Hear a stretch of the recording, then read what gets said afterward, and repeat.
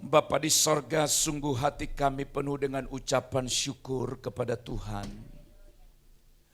Oleh karena kami masih dipelihara oleh Tuhan, melewati berbagai rintangan hidup, tapi kami sungguh merasakan hingga hari ini. Kami boleh ada sebagaimana kami ada, semua berkat kasih karunia Tuhan. Dan kalau kami boleh hadir untuk memuji Tuhan dalam ibadah ini, sebagai rasa ungkapan syukur kami kepada Tuhan. Kami sadar kami tidak akan pernah mampu untuk memberi yang terbaik, untuk dapat menyenangkan hatimu seperti yang Engkau inginkan. Namun kami tetap belajar, ya Tuhan. Bapa di sorga, sekarang berbicaralah Engkau kepada kami. Pakai bibir lidah hamba-Mu untuk menjadi saluran kebenaran bagi seluruh umat-Mu yang mendengar. Dalam nama Yesus Kristus, kami berdoa, kami mengucap syukur, kami sambut firman-Mu. Haleluya. Amin. Saudara-saudaraku yang terkasih dalam Kristus, firman Tuhan hari ini berjudul bagaimana kita menyingkirkan penyakit rohani. Menyingkirkan penyakit rohani. Masalah yang sangat besar adalah ketika kita tidak sadar bahwa kita sedang sakit. Ada orang tidak sadar bahwa dia sedang sakit secara jasmani. Karena dia tidak sadar bahwa tubuhnya sudah ada penyakit, dia tidak pernah jaga, dia tidak pernah periksa, dan pada akhirnya sampai pada kondisi atau situasi yang sangat membahayakan. Itu secara jasmani. Saudaraku yang terkasih dalam Tuhan, kita perlu sadari apa yang saudara dan saya harus sadari malam ini. Yang pertama adalah kita harus yakin bahwa Allah itu menciptakan manusia itu atas tubuh, jiwa, dan roh. Sekali lagi manusia itu diciptakan oleh Allah. Di dalamnya ada 3 unsur ini. Dia memberikan kita tubuh. Dia juga memberikan kita jiwa dan roh. Tapi juga kita harus sadari saudara-saudara bahwa ketiga unsur ini bisa bermasalah. Bisa mengalami gangguan atau penyakit. Ada orang yang sakit secara tubuh. Itu tadi yang saya tanyakan kepada teman-teman yang baru oleh anugerah Tuhan sakit, Tuhan sudah sembuhkan. Saudara pernah mendengar ada orang yang sakit secara jiwa. Sakit jiwa namanya. Ada tubuh, kalau sakit ada tempat dia berobat, namanya rumah sakit. Kalau ada orang sedang sakit jiwa, tetap juga ada tempatnya, namanya rumah sakit jiwa. Nah saudara-saudara, kedua unsur inilah yang selalu diupayakan, dijaga oleh manusia supaya jangan sakit. Bagus. Namun sadarkah kita saudara-saudara, ada yang kita abaikan yaitu roh kita. Sekali lagi perhatikan. Kalau saudara begitu peduli untuk memelihara kesehatan jasmani, kesehatan tubuh, ada orang berolahraga dengan baik, itu bagus. Menjaga istirahat dengan bagus, lalu menjaga pola makan dengan bagus, oke. Saudara-saudara, sebagaimana kita merawat tubuh kita, seharusnya kita juga harus peduli apa yang disebut dengan kesehatan roh kita. Kesehatan rohani kita. Bahkan saudara-saudara, sesungguhnya penyakit rohani lebih berbahaya daripada seseorang atau seseorang mengalami dua penyakit model lain. Tubuhnya atau jiwanya. Saudara-saudara, kenapa penyakit rohani lebih berbahaya kalau tidak segera diatasi? Karena ini menyangkut kehidupan atau kematian di kekekalan nanti. Saudara-saudara, coba perhatikan, ada orang yang begitu cuek ya dengan Tuhan ya. Cuek ya dengan ibadah ya, sesuka hatinya. Tidak apa-apa kau boleh suka hatimu di dunia ini. Tapi kita berada di dunia ini hanya sesaat, Pak. Sesaat. Umur manusia berapa? 70, 89 tahun, oke 100. Tidak apa-apa. Tapi di kekekalan nanti, namanya kekekalan, bukan 100 tahun. Selama-lamanya. Kalau kita tidak menjaga mulai saat ini, penyakit yang mungkin atau kesehatan rohani kita, maka saudara-saudara, hanya ada dua. Sama seperti orang tidak jaga, tubuhnya sakit parah lalu mati. Kalau hanya tubuh sakit lalu mati, selesai. Tapi kalau roh kita sakit, mati. Dan saat dia mati, kondisi rohani kita tidak baik. Tetap ada di kekekalan. Namanya kematian atau penghukuman kekal.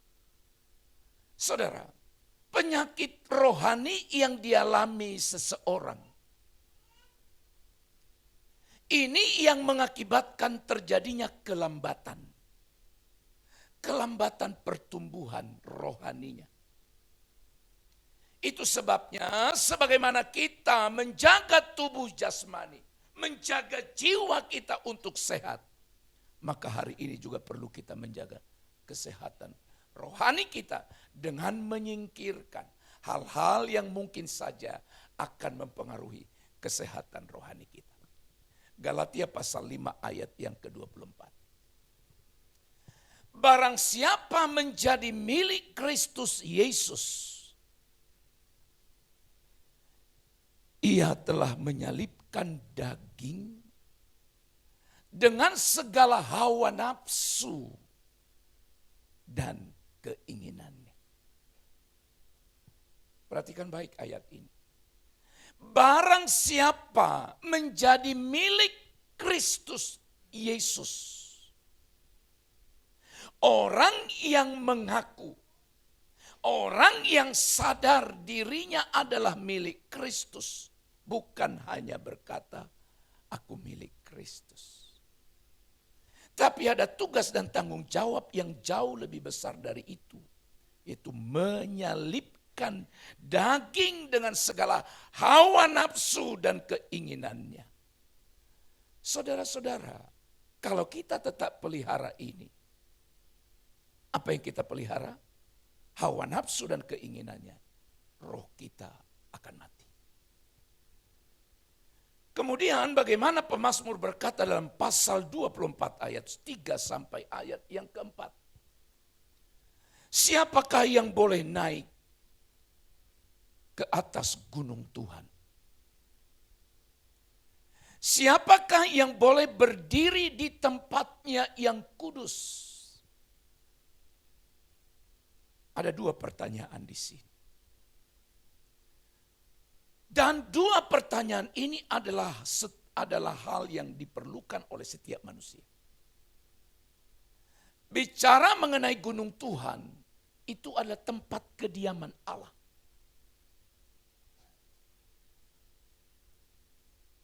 Bicara tempatnya yang kudus, itu berbicara juga mengenai bagaimana kita boleh berada di hadirat Allah. Siapa saudara? Jawabnya adalah orang yang bersih tangannya dan murni hatinya, yang tidak menyerahkan dirinya kepada penipuan dan yang tidak bersumpah palsu. Saudaraku yang terkasih, oleh anugerah Tuhan kita diselamatkan. Dan keselamatan itu sekali lagi adalah karunia dari Tuhan. Kenapa disebut karunia dari Tuhan? Kalau mengikuti standar Allah, sesungguhnya tidak seorang pun di antara kita yang berhak untuk diselamatkan. Kenapa? Karena tidak seorang pun yang bisa hidup menurut standar Allah yang sesungguhnya. Tapi syukur kepada Tuhan kita diselamatkan, dan itu sebabnya keselamatan itu adalah anugerah atau kasih karunia. Orang yang sudah diselamatkan, saudara-saudara, maka sesungguhnya hatinya atau kehidupannya seharusnya menjadi kehidupan yang baru, di mana Tuhan memberikan itu kepada kita. Tapi tidak berhenti sampai di situ, saudara. Memang perbuatan baik tidak pernah menyelamatkan kita.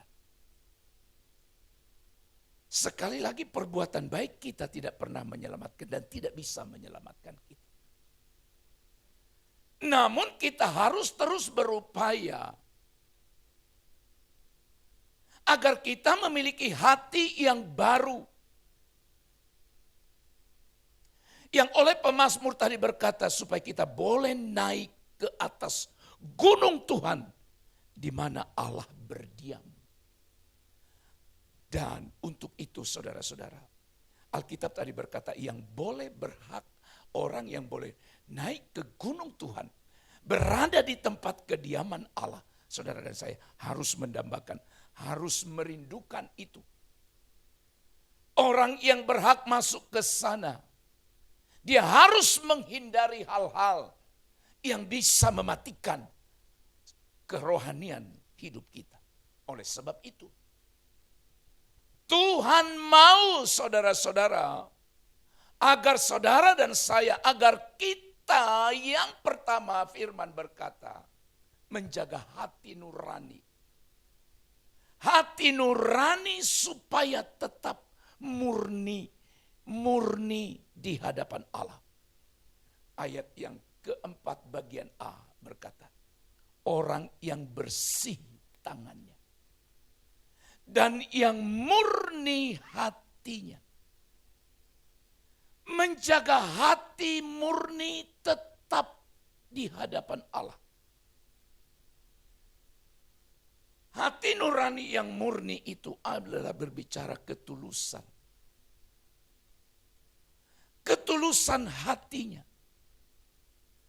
Bersih tangannya itu juga mengisyaratkan kepada kita supaya kita tidak hidup. Atau tidak menggunakan tangan kita ini untuk hal-hal yang menyakitkan hati Tuhan. Daud menekankan bahwa orang yang ingin menyembah dan melayani Allah dan menerima berkatnya, itu tadi yang disebut naik ke gunung Tuhan. Apa yang kita dapatkan di gunung Tuhan kalau kita diizinkan Tuhan naik ke gunungnya, di tempat dia berada, saudara-saudara, kita akan menerima berkatnya. Namun untuk sampai ke sana harus mengusahakan hati yang murni dan kehidupan yang benar. Tangan yang bersih adalah tangan yang bersih dari tindakan dosa yang lahir. Pergunakan tangan kita untuk Tuhan.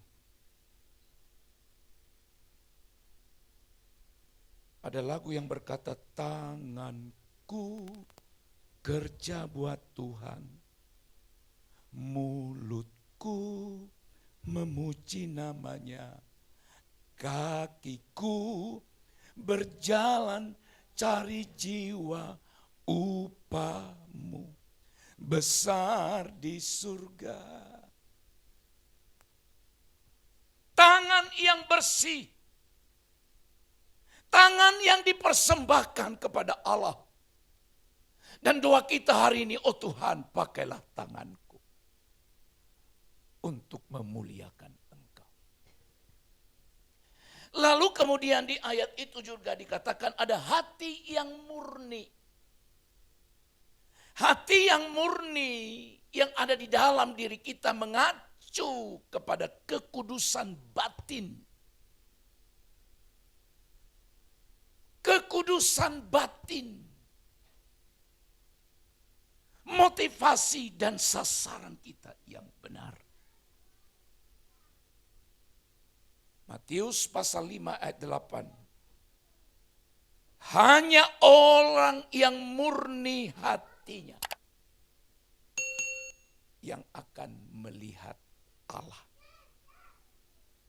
Tadi dikatakan naik ke gunung Tuhan. Naik ke tempat kediaman Allah. Ini sudah berbicara mengenai standar atau level yang lebih tinggi dari kehidupan orang percaya. Maka dari itu saudara-saudara jangan hanya puas. Dan berkata sudahlah cukup sebatas ini. Aku menjadi orang Kristen, aku hadir di gereja. Rindukan tingkatan yang lebih tinggi. Yaitu berada di kediaman Allah. Sekali lagi hanya orang yang murni hatinya yang akan melihat Allah. Hati nurani jika tidak dijaga, maka saudara-saudara akan menjadi kotor.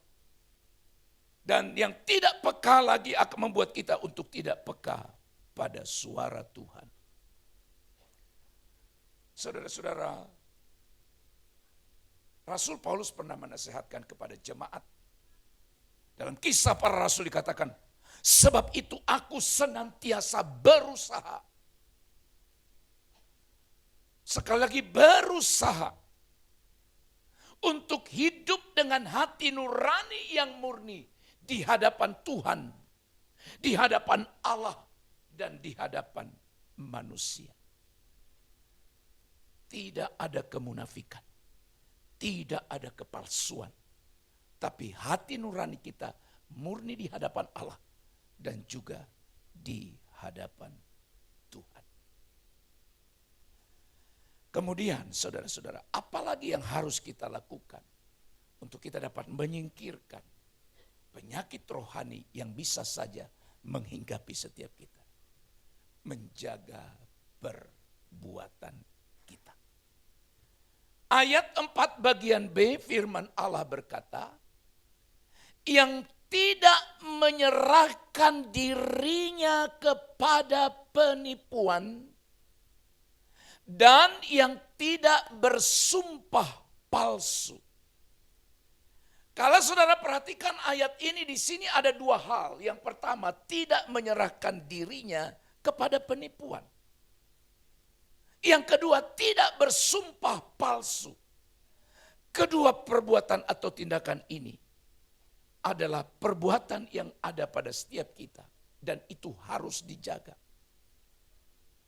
Kita tidak boleh menyerahkan diri kita kepada penipuan, tapi serahkan dirimu kepada kebenaran. Tidak boleh bersumpah palsu, tapi berbicara kebenaran. Apa yang benar itu yang harus kita ucapkan. Saudara-saudara, selain menjaga kemurnian hati, maka Tuhan pun menginginkan agar setiap orang percaya adalah orang yang bersih tangannya. Menjaga perbuatannya. Sekali lagi menjaga perbuatan yang bisa mematikan kehidupan rohani kita. Saudara coba renungkan sebentar, perbuatan apa yang membuat rohani saudara jadi lemah? Perbuatan apa? Satu pergumulan besar yang kita hadapi. Ada sikap, ada perbuatan kita. Sekali lagi untuk sekian kali saya harus ulang. Itulah yang merusak hubungan kita dengan Allah. Merusak kehidupan kita. Ada perbuatan-perbuatan yang tidak baik. Saudara sadarkah perbuatan apa yang membuat hubungan kita rusak dengan Allah? Contoh saja ya, di hari Minggu seperti ini ada orang sampai di gereja ngantuknya luar biasa. Mau ibadah jam berapapun, ibadah pagi, ibadah siang, ibadah sore, malam seperti ini. Ngantuknya luar biasa. Tidak mungkin hubungan kita dengan Allah memuji Tuhan lalu ngantuk, dengar firman lalu ngantuk, menyembah setengah sadar dan tidak sadar. Sadarkah saudara itu merusak kerohanian kita? Lalu kalau ditanya kenapa? Aku tidur larut malam. Kalau saudara tidur larut malam karena melakukan hal-hal yang baik dan positif, puji Tuhanlah. Tetapi banyak orang tidak bisa tidur larut. Tidak bisa tidur dengan cepat, tapi harus tidur larut malam. Oleh karena dia terlalu asik dengan jari-jarinya. Asik dengan telunjuk jari-jarinya. Dengan bermain di dunia maya. Tidak sadar. Lalu kita lihat jam, wah udah jam 1 pagi bro. Tidur, besok ibadah. Lalu kawannya bilang, tunggulah sebentar. Anak-anak muda perhatikan ya, kau main game online itu. Kau tidak sadar, sudah jam 3 pagi pun. Jam 3 pagi. Jam 3 pagi, lalu engkau tidur. Mau ibadah jam berapa? Sadarkah ini? Dan saudaraku sekalian, selalu saya bilang, seharusnya malam minggu itu bukan malam panjang untuk melakukan berbagai hal. Seharusnya malam minggu yang disebut malam panjang. Tapi seharusnya di sana orang percaya harus tidur lebih cepat.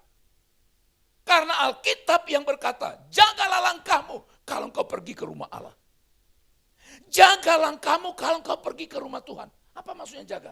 Oh, bukan jadi seperti penggerak bendera. Oh, bukan langkah ini yang dimaksud bro. Saudara berjalan dari rumah saudara, tidak mau melihat kiri kanan lagi, karena mau ke rumah Tuhan. Sebab kalau lihat kiri kanan, bisa tercemar, jadi jalan. Mau kemana bro? Ke gereja. Oh, bukan langkah ini yang dimaksud. Tapi sesungguhnya persiapkan dirimu.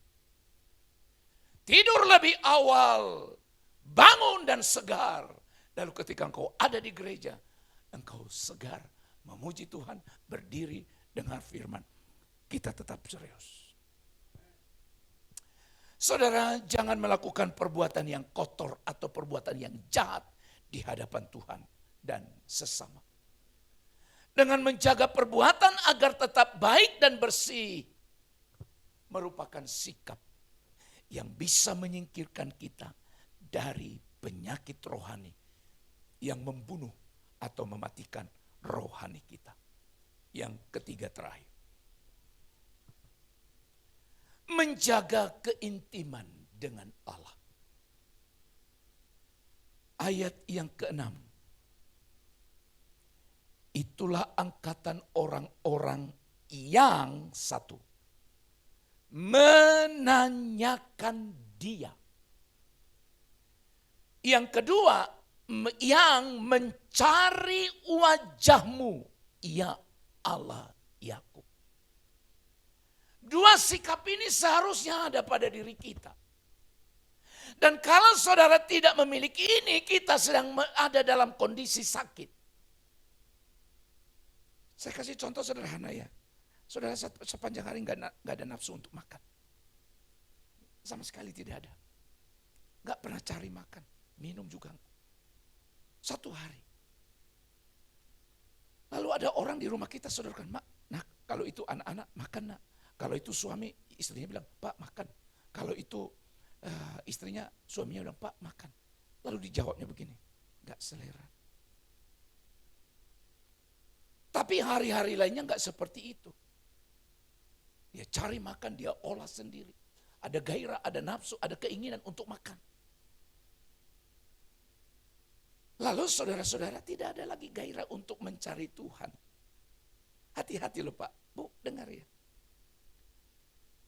Heran ya, ada orang Kristen hari Minggu aja sudah lupa. Gak tahu hari ini hari apa. Gak tahu Pak, ada orang Kristen, dia gak sadar hari ini hari Minggu. Tanyakan dia.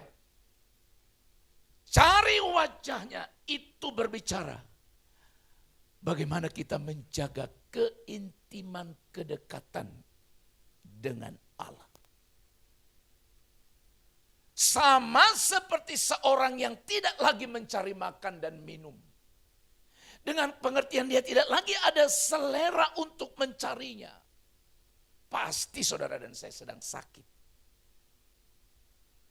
Lalu kalau tidak ada lagi gairahmu untuk mencari Tuhan, berdoa dengan tidak berdoa sama saja.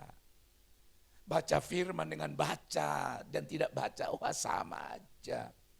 Ke gereja dengan tidak ke gereja sama.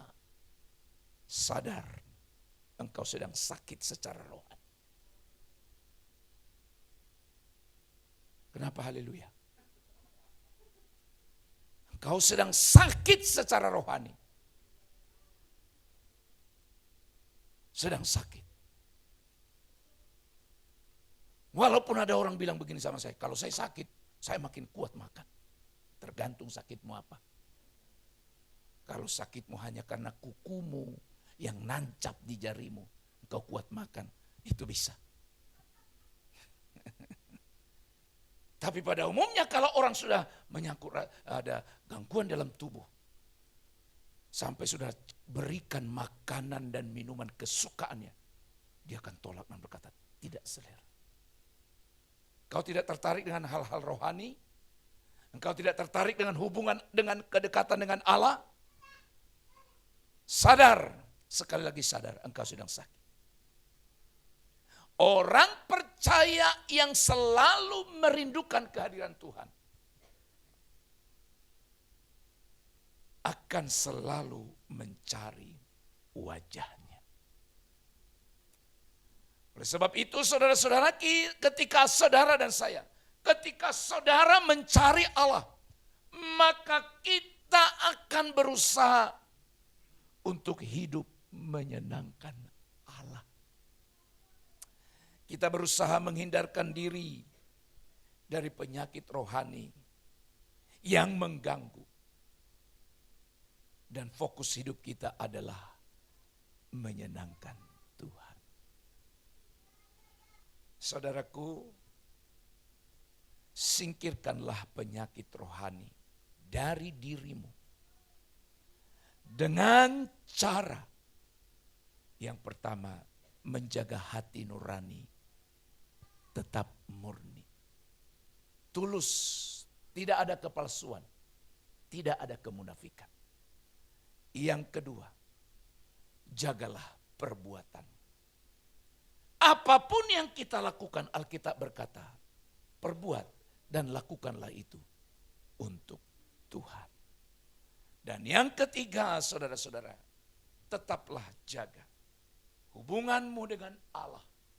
Tanya dia, dalam arti menanya dia, itu bicara kerinduan untuk mencari wajahnya. Pelihara, sekali lagi pelihara keintiman saudara dengan Allah. Tuhan Yesus memberkati kita. Amin. Kami bersyukur kepada Tuhan. Karena Engkau sadarkan kami, insyafkan kami. Bahwa kami tidak hanya boleh peduli kepada kesehatan tubuh kami, walaupun itu penting. Kesehatan jiwa kami itu juga penting. Tapi ada yang lebih penting dari dua hal ini, yaitu kesehatan rohani kami. Sebab kesehatan rohani kami menyangkut pada kehidupan ataupun kematian di masa yang akan datang. Oleh sebab itu lewat firman-Mu pada malam ini, kiranya mengingatkan dan menyadarkan setiap kami, agar kami lebih sungguh sadar bahwa kami harus menjaga kesehatan rohani kami. Harus menyingkirkan hal-hal yang merintangi pertumbuhan rohani kami di hadapan Allah. Tuhan, kami serahkan hati kami supaya tetap murni di hadapan Allah. Kami serahkan perbuatan kami supaya apapun yang kami lakukan, kami perbuat menyenangkan hati Tuhan. Kami serahkan hubungan kedekatan kami dengan Allah, sehingga Tuhanlah yang menjadi prioritas utama di dalam hidup kami. Berkati umat-Mu yang sudah mendengar. Dalam nama Yesus kami berdoa. Amin.